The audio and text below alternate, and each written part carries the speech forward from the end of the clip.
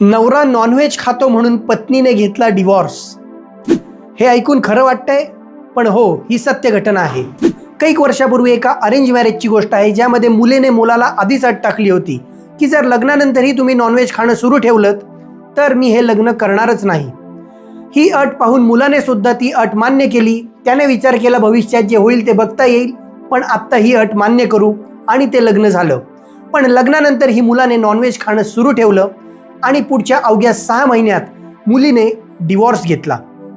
आता कारण काही फक्त नॉनव्हेज आहे तर नाही, यामध्ये अजून एक फॅक्टर आहे, तो म्हणजे वर्ण. लग्न जुळवताना 36 पैकी 1 गुण वर्णाला दिला गेलेला आहे. वर्ण आपल्याला काय सांगतो तर तुम्ही आयुष्याकडे कसे पाहता, तुमचा आयुष्याचा दृष्टिकोन काय आहे, तुमच्या प्रायोरिटीज काय आहेत आणि तुम्ही तुमच्या मूल्यांशी किती बांधील आहात.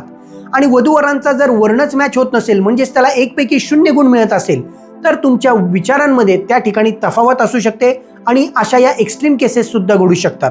हो, फक्त वर्णच नाही, त्यांचा एक वैयक्तिक ग्रहमानही त्यामध्ये अतिशय महत्त्वाचा आहे. पण वर्ण ही कन्सेप्ट काय आहे हे तुम्हाला आता नक्की समजलं असेल.